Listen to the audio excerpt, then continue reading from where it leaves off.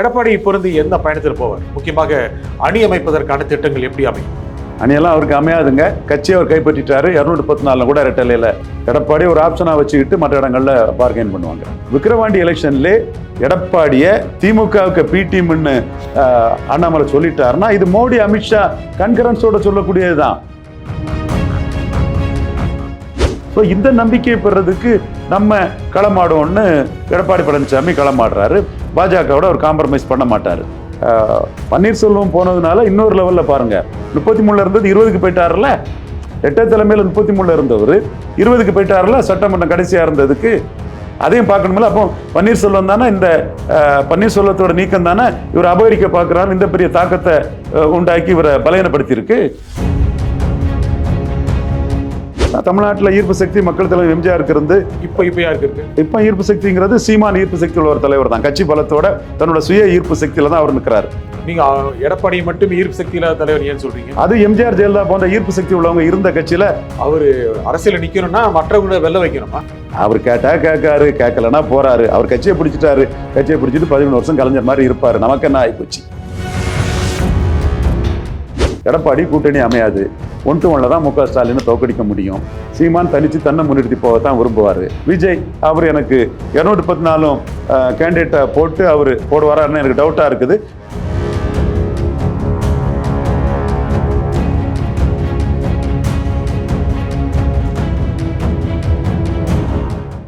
வணக்கம் ஆகாயம் நண்பர்களே. எடப்பாடி திட்டம் என்ன? பிரிந்தவர்கள் ஒன்று கூடுவார்களா? இது போன்ற அணி அமையும். இதை பற்றி பேசுவதற்காக அரசியல் விமர்சகர் திரு ரவீந்திரன் துரைசாமி இங்க வந்திருக்கிறார். வணக்கம் திரு ரவீந்திரன் துரைசாமி. வணக்கம் ரஜந்தன். எடப்பாடி பொருந்தி எந்த பயணத்தில் போவார்? முக்கியமாக அணி அமைப்பதற்கான திட்டங்கள் எப்படி அமையும்? அணியெல்லாம் அவருக்கு அமையாதுங்க. கட்சியை அவர் கைப்பற்றிட்டாரு. 214 கூட ரெட்டலையில் கண்டஸ்ட் பண்ணதுக்கும் வாய்ப்புகள் வரலாம். அவங்க அம்மா புரட்சி தலைவி அம்மா அவர்கள் 2014 பண்ண மாதிரி 214 ரெட்டலையில் நாங்கள் பெரிய கட்சி, ரெட்டலையிலே நாங்கள் நிற்போன்னு அவர் நிற்கக்குள்ள சூழ்நிலையும் வரலாம். ஆனால் அணி அமைப்பார்ல முடியாது. ஏன்னா கலைஞர் 2024 சொன்னேன், 1% பலம் உள்ள ஒரு கட்சி கூட அவர் கூட அணி சேர மாட்டாங்கன்னு. கடைசியாக ஒரு 1/2% பலம் இருந்த தேமுதிகவுக்கு 5 MP சீட்டு கொடுத்தாரு. பெரிய பலகீனம். அவர் வேண்டாம் அணி ஒதுக்கி விட்ட புதிய தமிழகத்துக்கு 2021 ஒதுக்கி விட்ட புதிய தமிழகத்துக்கு ஒரு MP சீட்டு கொடுத்தாரு. இந்த ரெண்டும் பிரேமலதா அம்மையாருக்கும் தெரியும். 2021 எப்படி ட்ரீட் பண்ணாருன்னு, எப்படி 21 ட்ரீட் பண்ணாருன்னு கிருஷ்ணசாமிக்கும் தெரியும். அதனால அவங்க இப்போ இவரால் லாபம் இல்லை, இவரை வச்சு சீட் கன்வெர்ட்டிங் கெப்பாசிட்டி இல்லாதவர், இவர் ஓட் டிரான்ஸ்ஃபரிங் கெப்பாசிட்டி இல்லாதவர்னு பட்ஜெட்டை ஆதரிச்சிட்டாங்க. இவர் சீமான் மேட்டரில் சீமானை கண்டித்து கலைஞருக்கு ஆதரவாக அறிக்கை விட்டுட்டாரு புதிய தமிழன் கிருஷ்ணசாமி. கூட இருந்த 2 பேரே பிரயோஜனம் இல்லைன்னு போன பிறகு புதுசாக யாருங்க வருவா? தேமுதிகவும் புதிய தமிழகமும் பிரேமலதாவும் டாக்டர் கிருஷ்ணசாமியும் எடப்பாடி இருந்து விலகிறாங்களா? எடப்பாடி ஒரு ஆப்ஷனாக வச்சுக்கிட்டு மற்ற இடங்களில் பார்கெயின் பண்ணுவாங்க. இந்த மாதிரி சொல்றதன் மூலம் நீங்க சொன்னீங்க, முக்கியமாக மத்திய பட்ஜெட்டை ஆதரித்தது, சீமானை கிருஷ்ணசாமி கண்டித்தது, இதெல்லாம் திமுக பக்கம் போறதுக்கான எண்ணமா இல்லை அதிமுக இருந்து விலகிறதுக்கான அறிகுறியா? மத்திய பட்ஜெட்டுங்கிறது என்டிஏ நோக்கி போறதுக்கு உள்ள இது. தேமுதிக என்டிஏல நின்னா விருதுநகர்ல ஜெயித்திருப்பாரு விஜய் பிரபாகரன். இவருக்கு விருதுநகருக்குள்ள ஒரு 7-8% வாக்கு கூட எடப்பாடி பழனிசாமிக்கு இல்லை. திருநெல்வேலியில் 8 தான் இருந்தது, ராமநாதபுரத்தில் 9 தான் இருந்தது. மிஞ்சி போனால் விருதுநகரில் 7-8 தான் இருக்கும். தேமுதிகவுக்கு 15 இருந்தது. தேமுதிகவோட என்டிஏக்கு 15 இருந்தது. தேமுதிக என்டிஏ கூட கூட்டணி வச்சிருப்பாங்கன்னா வெற்றி பெற்றிருப்பாங்க. அதை அவங்க உணர்றாங்க. நம்ம தென் மாவட்டங்கள் அவங்களுக்கு செல்வாக்குள்ள பகுதியில் ஓட் டிரான்ஸ்ஃபரிங் கெப்பாசிட்டி இல்லாத எடப்பாடி வச்சு என்ன பண்ண, என்டிஏக்குள்ளே போனால் ஜெயித்திரலாங்கிற எண்ண ஓட்டத்தில் இருக்குது. அது இன்னும் தேர்தலுக்கு காலகட்டம் இருக்குது, அதை நோக்கி அதை நகர்ந்துட்டு இருக்குது. அதே மாதிரி கிருஷ்ணசாமி ஸ்டாலின் தர்றது எம்எல்ஏ போஸ்ட்டுன்னு ஸ்டாலின் கூட என்னன்னா எம்எல்ஏ ஆயிரலாம்னு நினைக்கிறாப்புல. ஸ்டாலின்கிட்ட கிருஷ்ணசாமிக்கு பெரிய வரவேற்பு இருக்காது. அந்த சூழ்நிலையில் பழைய என்டிஏ ஆளு தானே, அவங்களை என்டிஏக்குள்ளே எடுக்கிறதுக்கும் என்டிஏ அண்ணாமலை முயற்சி பண்ணுவார். கிருஷ்ணசாமி என்டிஏ பக்கம் போக வாய்ப்பு முயற்சி பண்ணுவார். ஆனால் சட்டப்பேரவை தேர்தலை பொறுத்த வரைக்கும் கடந்த முறை வாங்கினதை விட அதிமுக அதிக அளவுக்கான வாக்குகள் வாங்கல. சட்டப்பேரவை தேர்தலில் அதிக அளவு வாக்கு வாங்கணுங்கிற எண்ணத்தில் தான் அவர் போவார். ஆனால் வன்னியர்கள் இன்னொரு தடவை அவர் கூட நிற்கிறதுக்கு வாய்ப்பு இருக்கும்னு தான் நான் பண்ணுறேன். டாக்டர் ராமதாஸ் அதை முட்டி மோதுறாரு. ஆனால் வன்னியர்களோட நடவடிக்கைகள் பார்க்கும்போது அவங்க எடப்பாடியோட சிம்பதியை காட்டும்போது அது இருக்குன்னு தான் நான் பார்க்குறேன். ஆனால் அதுதான் மற்ற ஜாதிகள்கிட்ட அவரை காலி பண்ணிட்டு. இப்போ நீங்கள் பார்த்தீங்கன்னா மாம்பழத்தை 9 தொகுதியில் அவர் 3ஆவது தள்ளிட்டார். தருமபுரி தவிர தருமபுரியில் கூட அவர் 23% வாக்கு எடப்பாடி ப்ளஸ் அன்பழகன் தருமபுரியில் கூட எடுத்துட்டாங்க. ஆனால் பாஜக கிட்ட அவர் கோயம்புத்தூரில் கீழே போயிட்டார், திருநெல்வேலியில் கீழே போயிட்டார். இவர் பலாப்பழத்துக்கிட்ட 9% போயிட்டார். இங்கே குக்கர்கிட்ட தேமுதிக இல்லைன்னா அங்கேயும் சிங்கிள் டிஜிட்டுக்கு போயிருப்பார். இப்படி அவர் சென்னையில் தாமரைக்கிட்ட சென்னையில் கீழே, மத்திய சென்னையில் கீழே, இப்படி தமிழகம் முழுவதும் வன்னியர்கள் அடர்த்தியாக இல்லாத பகுதிகள் அனைத்திலுமே இவர் என்டிஏவோட கீழே போயிட்டாப்புல. இன்னைக்கு அண்ணாமலை தெள்ள தெளிவாக 3வது போவார் Edappadi Palaniswami. NDA versus India alliance தாங்கிறத கிளீன் நரேட்டிவை மோடி அமித்ஷாவோட இன்ஸ்ட்ரக்ஷன் படி தெள்ள தெளிவாக ஓங்கி அடிக்க ஆரம்பிச்சிட்டாரு. எத்தனை அரசியல் விமர்சகர்கள் எத்தனை பொய்களை சொல்லி எத்தனை கற்பனைகளை சொல்லி ஏன்ப இப்படி ஏமாந்து நிற்கிறீங்க சகோதரர்களே? கிரெடிபிலிட்டி வேணும் சகோதரர்களே. 10க்கு 8வது சரியா இருக்குன்னு நினைச்சு பேசுங்க. நான் அந்த விக்கிரவாண்டி எலெக்ஷன்ல எடப்பாடிய திமுகவுக்கு பி டீம்னு அண்ணாமலை சொல்லிட்டாருன்னா இது மோடி அமித்ஷா கன்கரன்ஸோட சொல்லக்கூடியதுதான். 20% எடுத்த ஒருவரை திமுக பி டீம்னு ஓங்கி அடிச்சுட்டு திமுக ஆளுன்னு அப்படியே லெப்ட் ஹேண்ட்ல டீல் பண்ற மாதிரி அண்ணாமலை டீல் பண்ணிட்டாருன்னா டெல்லி தலைமையோட ஆசீர்வாதம் இல்லாம இருக்குமா? நீங்க அவர் வராரு, KP ராகவன் வராரு, தமிழிசை வராரு, பொன்னார் வராரு, நயினார் வராரு, சீனிவாசன் வராரு, ரவீந்திரன் துரைசாமி வராருன்னு தான் சொல்லல. இது எல்லாம் இப்படி நீங்க சொல்லிட்டு இருந்தீங்க. கடைசியில் இன்னைக்கு என்ன லெவல்ல நின்று அவரு வாங்கி நின்று எப்படி அடிக்கிறாரு, எடப்பாடியை வீழ்த்தியே காட்டுவன்னு தெளிவா அண்ணாமலை நிற்கிறாரு. அப்போ பாஜகவுக்கு ஸ்ட்ராட்டஜி எடப்பாடி பழனிசாமியை பலகீனப்படுத்தணுங்கிறது, பலகீனப்படுத்த முடியும்னு அவங்க நம்புறாங்க. அதே வேளையில் எடப்பாடிக்கு ஸ்ட்ராட்டஜியும் கிறிஸ்தவ முஸ்லீம் 18% மீறி நம்ம இங்க ஜெயிக்கவே முடியாது. ஒரு பெரிய ஒரு கிறிஸ்டின் நிறுவனம் பண்ணக்கூடியவங்க பிஜேபிக்கு எதிராக இருக்காங்கன்னு வைங்க, அவங்க இந்துஸ் ஓட்டையும் இன்ஃப்ளூயன்ஸ் பண்ண முடியும். ஒரு முஸ்லீம் ஒரு தொழிலதிபர் இருக்காருன்னு வைங்க, அவங்க இந்துஸ் ஓட்டையும் இன்ஃப்ளூயன்ஸ் பண்ண முடியும். அப்போ அவங்க இன்ஃப்ளூயன்ஸ் ஜாஸ்தி, அவங்க ஆளுமை தமிழ் மண்ணில் ஜாஸ்தி, அவங்களுக்கு பெரிய எதிர்ப்பு இங்கே இல்லை. தென்காசி மத கலவரம் கூட ஜாதி கலவரமாக தான் அங்கே பேசப்படுது. அப்போ கிறிஸ்தவ முஸ்லீம் ஓட்டு இல்லாமல் ஜெயிக்க முடியாது. 2001 கலைஞர் அதில் தோத்தாரு, 2006 ஜெயலலிதா அம்மையார் தோத்தாங்க, 2021 நாம தோத்தோம். ஸோ இந்த நம்பிக்கை பெறதுக்கு நம்ம களமாடுவோம்னு எடப்பாடி பழனிசாமி களமாடுறாரு. பாஜகவோட அவர் காம்ப்ரமைஸ் பண்ண மாட்டார். ஸோ பாஜக அணி அவர் கூட கூட்டணி இல்லை. சீமான் விக்கிரவாண்டியிலே கடவுள் அருளால விக்கிரவாண்டி வந்தனால சீமான் தப்பிக்கிட்டாரு. ஜெனரல் எலெக்ஷனுக்கு முன்னாடியே எடப்பாடிக்கு ஓட் டிரான்ஸ்பரிங் கெப்பாசிட்டியில் சீட் கன்வெர்ட்டிங் கெப்பாசிட்டியில் சீமான் புரிஞ்சுட்டு இன்னைக்கு சமூக நீதி புரட்சி அணியை அவர் புரட்சியாட்ட அவர் தலைமையில போக விரும்புறாரு. யாரு திரும்ப இவர் கூட வர்றதுக்கு இருக்கா? ஸோ 210 தனிச்சு தான் போய் ஆகணும். ஆனால் தேர்தல் சமயத்தில் எல்லாருக்கும் நெருக்கடி இருக்கும்ல. அதிமுக ஒரு பெரிய கட்சி, என்னதான் நீங்கள் ஓட் டிரான்ஸ்ஃபரிங் கெப்பாசிட்டி இல்லைன்னு சொன்னாலும் கூட கடந்த சட்டப்பேரவை தேர்தலை வாங்கினதை விட இந்த தடவையும் அதிக அளவுக்கு வாங்குவாங்க. முக்கியமாக மக்களவை தேர்தலை வாங்கினதை விட அதிக அளவுக்கு வாங்குவாங்க. 20ங்கிறது 25 ஆக வாய்ப்பு இருக்கு அப்படின்னா சீமான் கூட 8 சேர்ந்த 33 ஆகலாம், 35 ஆகலாம் அப்படின்னு நினைக்க வாய்ப்பு இருக்குல்ல. சீமான் 20 தட்டி தூக்கிட்டு அவரை கீழே தள்ளுவாரு, சீமான் 8 ஜம்ப் பண்ணி மேலே போவாரு. எடப்பாடி கீழே போயிட்டு இருக்கக்கூடிய கட்சி, சீமான் மேலே போயிட்டு இருக்க கட்சி. கருத்து குரலுக்கு இது புரியல. அரசியல் விமர்சனம் வரக்கூடியவங்க லெஸ் இன்ஃபார்ம்டா இருக்காங்க. சீமான் 1.1 இருந்து எடப்பாடியை தட்டி தூக்கி 8.2 போயிருக்கிறாரு. அடுத்தால பலமாயிட்டாரு, தனி கட்சி அந்தஸ்து போயிட்டாரு, பெரிய அளவுல தட்டி தூக்குவாரு. வன்னியர் வெள்ளாள கொண்டில்லாத மற்ற ஜாதிகள் எல்லாம் சீமானுக்கு வீகத்துல எடப்பாடியை விட்டுக்கிட்டு சீமான் முன்னாடி போவாங்க. நடக்குதா இல்லைன்னு 2026 பாருங்க.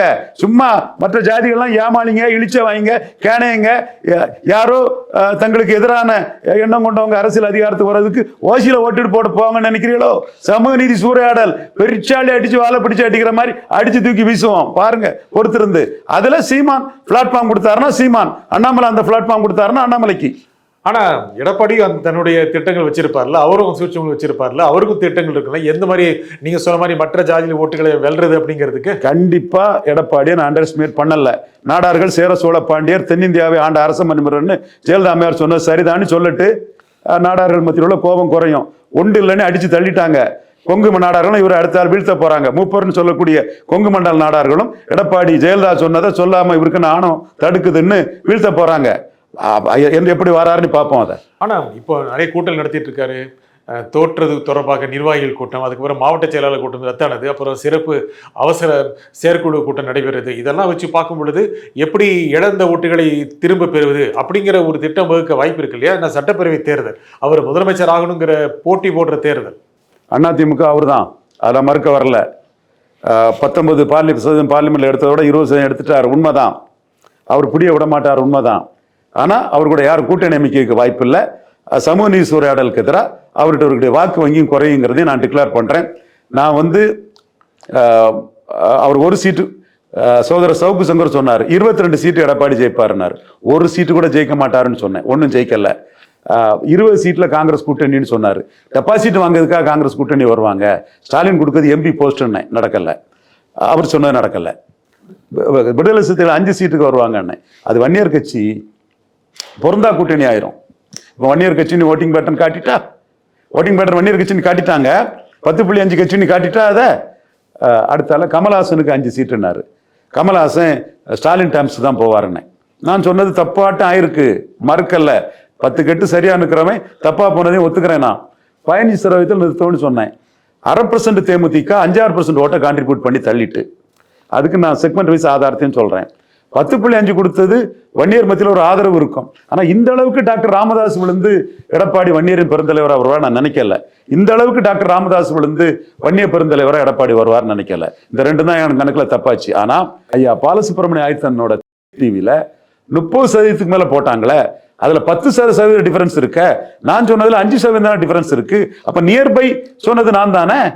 ஆனால் எடப்பாடி எந்திரிக்கவே மாட்டார் அப்படின்னு ஏன் எவ்வளோ எதிர்ப்பு காட்டுறீங்க? எங்க வன்னியர் பெல்ட்டை தான் எந்திரிச்சிருக்காரு. பன்னீர்செல்வம் போனதுனால இன்னொரு லெவலில் பாருங்க, 33 இருந்தது 20க்கு போயிட்டார்ல. ரெட்டை தலைமையில் 33 இருந்தவர் 20க்கு போயிட்டார்ல. சட்டமன்றம் கடைசியாக இருந்ததுக்கு அதையும் பார்க்கணுமில்ல. அப்போ பன்னீர்செல்வம் தானே, இந்த பன்னீர்செல்வத்தோட நீக்கம் தானே இவர் அபகரிக்க பார்க்குறாரு. இந்த பெரிய தாக்கத்தை உண்டாக்கி இவரை பலவீனப்படுத்தியிருக்கு. சேர்த்துக்க வாய்ப்பு இருக்கா பன்னீர்செல்வத்தை? ரெட்டை கையெழுத்தும் பாரு, அதை இவர் விரும்ப மாட்டாரு எடப்பாடி. பன்னீர் ஒற்றுமை தான் முக்கியம், பதவி முக்கியம். நான் எங்க எடப்பாடிட்ட எங்க கேட்டேன், எடப்பாடி யாரியா அவர்கிட்ட நான் ஒற்றுமை பற்றி கேட்டேன்னு பன்னீர் வாங்கி அடிச்சுட்டாரா? ஆனா கட்சியில் இடம் கொடுத்தா பரவாயில்லன்னு நினைக்கிறாரோ? அதை நீங்க சொல்லுங்க, உங்க விருப்பம். அதுல நம்ம என்ன சொல்ல கேட்கிறேன். அவர் பேசுறத வச்சுதான் நான் பேச முடியும். அதே மாதிரி எடப்பாடி பேசுறத வச்சுதான் நான் பேச முடியும். மற்ற அரசியல் முறைகள் தங்கள் விருப்பத்தை பேசிட்டு போவாங்க. ஆனா பன்னீர் ஒரு பொறுப்பு கொடுத்தால் அதிமுக என்னோட கணிப்பு இரட்டை தலைமையும் மீண்டும் கொடுத்தா சேரதுக்கு வாய்ப்பு வரலாம். எடப்பாடி இறங்கி வருவாரா? வரமாட்டார். ஆனால் நீங்க சொல்ற மாதிரி, நீங்க பல பேட்டிகளில் சொல்ற மாதிரி இதை விட கடுமையாக அதிமுக குறைஞ்சிரும், சரிஞ்சிரும், எடப்பாடி இதை விட எதிர்க்க முடியாது அப்படின்னா வேற வழியில் பழைய மாதிரி இரட்டை தலைமைக்கு போகலாம் அப்படிங்கிற எண்ணம் வருமா வராதா? நான் சொல்றதை எடப்பாடி கேட்பாருன்னு என்ன கேரண்டி இருக்கு? ஏன் கேட்க மாட்டேன்னு நினைக்கிறீங்க? நான் சொல்றதை கேட்டாதான் அந்த இடஒதுக்கீடுல தப்பு பண்ணியிருக்க மாட்டாரா? வண்ணார், நாவிதர், கொய்யோர் போன்ற சமங்களுக்கு அநீதி பண்ணியிருக்க மாட்டாங்க. நீங்க அநீதி பண்ணவங்க பண்ணனால தான் ஐயா இப்படி கீழே போயிட்டு இருக்கீங்க. என்ன புரோக்கர்னு சொன்னவரும் கீழே போயிட்டு இருக்காருன்னா இந்த குரலற்ற ஏழை எளிய இந்த சமூக மக்களுக்கு பண்ணது அநீதி. நான் சாபமே போடுவேன். எவ்வளவு பெரிய அநீதியை பண்ணியா நம்ம வார்த்தையை கேட்காம? நான் வந்து பேசுறேன் சார். இது நான் சொன்னேன் சார் அவங்கள்ட்ட, இந்த சமூகங்களுக்கு ஏதாவது கொடுங்கன்னு. இவங்க தெருவில் இறங்கி போராடாத சமூகம்னு மிகப்பெரிய அநீதியை பண்ணாங்க. இதெல்லாம் பாவம் சார், இதெல்லாம் அந்த பாவ காரியம் சார். இதெல்லாம் இப்போ நீங்க நான் அரசியல்வாதியும் தாண்டி பேசுறேன் சார். இதுல நான் அரசியல் விமர்சனத்தையும் தாண்டி பேசுறேன் சார். நியாய உணர்வுள்ள ஒரு சாதாரண ஒருத்த நாட்டு, கடவுள் நம்பிக்கையுள்ள ஒருத்த நாட்டு பேசுறேன் சார். எல்லாமே தெரிஞ்சுட்டு இந்த சமங்களுக்கு நீங்க பண்ணது மிகப்பெரிய அணி இல்லையா? ஒருத்தர் என்ன புரோக்கர்னாரு. அதுல நான் நியாயமா அந்த சமங்களுக்காக என் சமூகத்தையும் தாண்டி போராடிட்டு இருக்கிறேன். கடவுள் எல்லாம் பார்த்துட்டு இருக்காங்கிற லெவல்ல தான் இந்த சமூகங்களுக்கு, குரலற்ற இந்த சமூகங்களுக்கு, நீங்க இந்த எளிய சமூகங்களுக்கு, நீங்க எளிய சமூகங்களை நீங்க வாட்டி வசதிக்குள்ள பலனை தான் அனுபவிக்கிறீங்க. ஆனா வேண்டுனே செஞ்சிருக்க மாட்டாங்கல்ல சார். நம்ம சொன்னோம்ல சார், கவுண்டர் பண்ணுவார் எய்தர் எடப்பாடி ஆர் எலெக்ஷன், அவர் விட்டு கொடுக்க மாட்டாருன்னு சொல்லும்போது நம்ம என்ன சொன்னோம்? வண்ணார், நாவிதர், கொய்யோர் போன்ற சபல்டன் காஸ்டுக்கு 5% கொடுங்கன்னு தானே கேட்டோம். அவங்களுக்கு தெரியுமில்ல இந்த சமூகங்களுக்கு கொடுக்கணுங்கிறது நியாயம்னு தெரியுமில்ல. நியாயத்துக்கு புறம்பா ஏன் செய்தாங்க?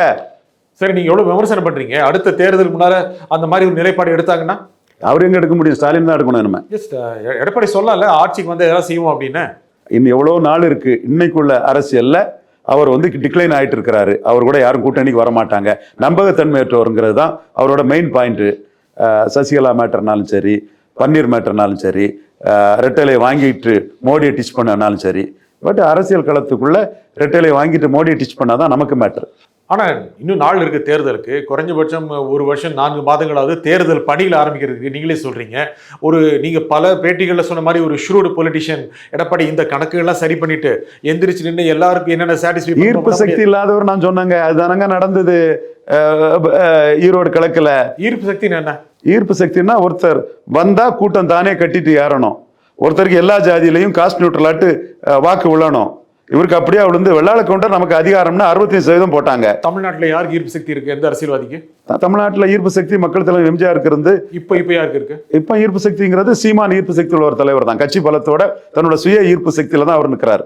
நீங்க எடப்பாடியை மட்டும் ஈர்ப்பு சக்தி இல்லாத தலைவர் ஏன் சொல்றீங்க? அது எம்ஜிஆர் ஜெயலலிதா போன்ற ஈர்ப்பு சக்தி உள்ளவங்க இருந்த கட்சியில இப்படி ஒருத்தர் வந்துட்டாரு. சொல்லலையே அது. அப்ப ரெட்டை தலைமையாட்டு எல்லா ஜாதிக்கும் பொதுவான கட்சி ஆட்டாது ஓரளவாவது அட்ஜஸ்ட் பண்ணி நின்று இருக்கலாம். அபகரிக்க பாக்குறாரு. ஆனா நீங்க எவ்வளவு சொல்றதுனால ஒரு ஷ்ரூட் பாலிட்டிஷியன் உங்ககிட்டயே சர்டிபிகேட் வாங்கினவர் ஏன் அந்த மாதிரி ஓபிஎஸ் சேர்த்துக்கலாம், பழைய மாதிரி கட்சியை வெல்றதுக்கான வாய்ப்புகளை தேட நினைக்க மாட்டாங்க? அப்போ ஓபிஎஸ் அதுல மேல ஏறிடுவாருங்கிற அச்சமும் இருக்கும் அவருக்கு. நீங்க எப்பவுமே சொல்றீங்க அரசியல்வாதியை நம்ப முடியாது அப்படின்னு. கண்டிப்பா அப்படி இருக்கும்போது எல்லாமே சேர்த்து தான் இருக்கும். எல்லாம் கற்பனையா பேசிட்டு இருக்கலாம். அவரு கட்சி ஆண்ட கடிச்சிட்டு இதை விட மாட்டேன்னு இருப்பாரு, அவ்வளவுதான். இல்ல தோக்கிறதுக்கு அவரது கட்சி நடத்துவாங்களா? தோத்துட்டு தானே இருக்கிறாரு, எப்படி ஜெயிக்க முடியும்? ஆனா அதுக்கான கணக்குகள் மாறாது. 1-1 நாம சொல்றது கணக்குக்கு அவரு என் வார்த்தையை கேட்டாருன்னா ஸ்டாலினை வீழ்த்தலாம். 1-1 உங்க வார்த்தை என்னது? 1967 முதலமைச்சர் ராஜாஜியும் பேரறிஞர் அண்ணா பெருந்தகையும் பெருந்தலைவர் காமராஜ் 46% வாக்குல இருந்தாரு. நெஹ்ருவோட 1% வாக்கு அதிகம். இந்தியாவிலே பெரிய அச்சீவ்மெண்ட். அதுக்கு பரையர் சமூகம் தான் காரணம். வட தமிழகத்தில் உள்ள பரையர் சமூகம் முக்கிய காரணம். அந்த அச்சீவ்மெண்ட்ல இருந்த காமராஜரை 67 வீழ்த்துறதுக்கு 27% எடுத்த திமுக, 7.8% சுதந்திரா, 1.3% எடுத்த அன்றைய முக்கிய தேவர் ஐயா தலைமையிலான பார்வர்ட் பிளாக்கு, 0.9% வாக்கெடுத்த நாம் தமிழர் ஐயா ஆயத்தனார், 0.7% எடுத்த ஹாய்தே மில்லத் சாஹிப்போட முஸ்லீம் லீக்கு, தென் கம்யூனிஸ்டுகள், தென் டிப்ரெஸ்ட் காஸ்ட் லீக் வட தமிழகத்தில் உள்ள ஒரு பரையர் சமூக கட்சி, தென் சோசியலிஸ்டுகள், இப்படி எல்லாம் சேர்ந்து இவங்களோட அர்த்மெட்டிக்கை வந்து 46க்கு தாண்டி வரும் அர்த்மெட்டிக்கு.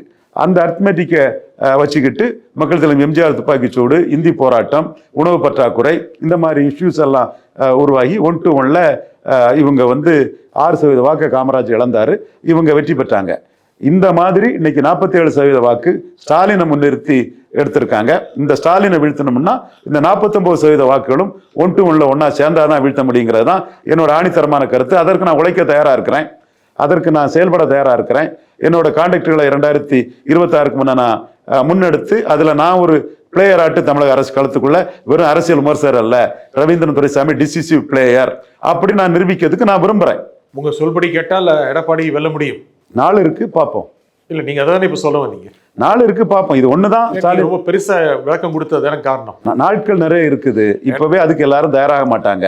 நீ அத்தனை பேரும் ஒன்று சேர்ந்தா எடப்பாடி ஜெயிக்கலாம். அத்தனை பேரும் ஒன்றா சேர்ந்து எடப்பாடி தலைமையில ஜெயிக்க முடியாது. எடப்பாடி தலைமையில வச்சா நான் வெள்ளாள கொண்டு ஓட்டு போட பெரிய கட்சியோட தலைவர் இல்ல அந்த இடம் வந்து அண்ணாவே வந்து அன்னைக்கு 27% அண்ணாவே வந்து தலைமையில நிக்கல. அண்ணாவே ப்ரொஜெக்ட் பண்ணல. யாரையும் ப்ரொஜெக்ட் பண்ணா போச்சு. எடப்பாடி கையில மீண்டும் அதிகாரத்தை கொடுக்கறதுக்கா நான் வெள்ளாள கவுண்டரும் நான் வன்னியரும் இருப்பாங்க, முக்குலத்தோனும் இருப்பாங்க.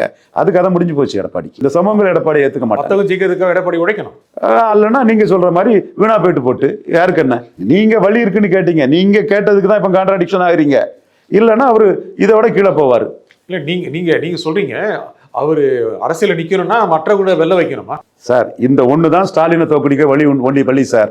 அவர் கேட்டா கேட்காரு, கேட்கலன்னா போறாரு. அவர் கட்சியை பிடிச்சிட்டாரு. கட்சியை பிடிச்சிட்டு 13 வருஷம் கலைஞர் மாதிரி இருப்பாரு. நமக்கு என்ன ஆயிப்போச்சு? கட்சியை பிடிச்சிட்டு 13 வருஷம் அப்படின்னா ஆட்சியில் இல்லாம 13 ஆண்டுகள் இருப்பாருன்னு சொல்றீங்களா? கட்சியை அவரு விட மாட்டாரு, அவ்வளவுதான். பிரிந்தவர்களை சேர்க்க வேண்டும். சசிகலா வரணும், டிடிவியோட ஆதரவு வேணும், ஓபிஎஸ் வேணும். சார் இதெல்லாம் இன்னும் ரொம்ப நாள் இருக்கு சார். இப்பவே நம்ம பேச ஆரம்பிச்சிருக்கு அதிமுக. ரொம்ப நாட்கள் இருக்கு சார். இப்பவே போட்டுக்கிட்டு ரொம்ப இழுத்து போட்டு பேசிக்கிட்டு நம்ம சில மேக்ரோவா சில விஷயங்களை நம்ம சொல்றோம். எடப்பாடி கூட்டணி அமையாது. 1-1 தான் முக ஸ்டாலினை தோக்கடிக்க முடியும். சீமான் தனிச்சு தன்னை முன்னிறுத்தி போகத்தான் விரும்புவாரு. இதெல்லாம் நம்ம பல விஷயங்கள் 2024 சொன்ன மாதிரி சரியாச்சு. இப்பவும் சரியாகும். நீங்க மைக்ரோவா இப்படி நடந்தா அப்படி நடந்தா சோ மெனி இப்ஸ் அண்ட் பட்ஸை போட்டு ரொம்ப நம்ம வீவர்ஸே என்ன சொல்றாரு ரவீந்திரன் துரைசாமி என்ன கேட்கிறாரு நிஜந்தன் கன்ஃபியூஸ் ஆகக்கூடிய அளவுக்கு குழப்பலா கேட்டுட்டு இருக்கீங்க. மேக்ரோவா இப்போ பார்ப்போம். மற்றது வரும்போது அதெல்லாம் பேசிக்குவோம். நீங்க எதிர்காலத்தை என்ன ஆகும்னு சொல்லி ரொம்ப விளக்கமா கேட்டதுனால மக்களுக்கு புரியணுங்கிறதுக்கு நான் வந்து புரியாத அளவுக்கு உங்க கொஸ்டின் இருக்கு. என்னோட பதிலும் இருந்துட்டு இருக்கும்போது அதை சொல்லுங்க. நீங்க அதான் மேக்ரோவா சொல்லிட்டேன்னா 1-1 தான் ஸ்டாலினை தோக்கடிக்க முடியும். எடப்பாடி பலகீனம் அடைவாரு, ஈர்ப்பு சக்தி இல்லாதவர், கட்சி அவரு விட மாட்டாரு. தென் சீமான் தனிச்சு தான் போட்டிவிடுவாரு. சமூக நீதி புரட்சி அணியா விட்டு நிற்பாரு. வேற அண்ணாமலை எடப்பாடி வீக்கெண்ட் பண்ணக்கூடிய அரசியலை பக்காவா பண்ணுவாரு. தென் விஜய் அவர் எனக்கு 214 கேண்டிடேட்டை போட்டு அவர் போடுவாரான்னு எனக்கு டவுட்டா இருக்குது. அப்படி போட்டா அவரால் பலகீனப்படுறது எடப்பாடி பழனிசாமி தான். விஜய் வந்தால் எடப்பாடி பழனிசாமி பலகீனம். 214 கேண்டிடேட் முதல்ல போடுவாராங்கிறது இப்ஸ் அண்ட் பட்ஸுக்கு பிறகு தான் அதுல இருக்கு. 214 போடுவாருங்க நம்பிக்கை வந்த பிறகு தான் அதை பற்றி திரும்ப பேசலாம். இந்த நிகழ்ச்சியின் கருத்தில் குறிமிக்க ரவீந்திரன் துரைசாமி மிக்க நன்றி. நன்றி. மீண்டும் ஒரு நிகழ்ச்சியில் சந்திப்போம். நன்றி, வணக்கம்.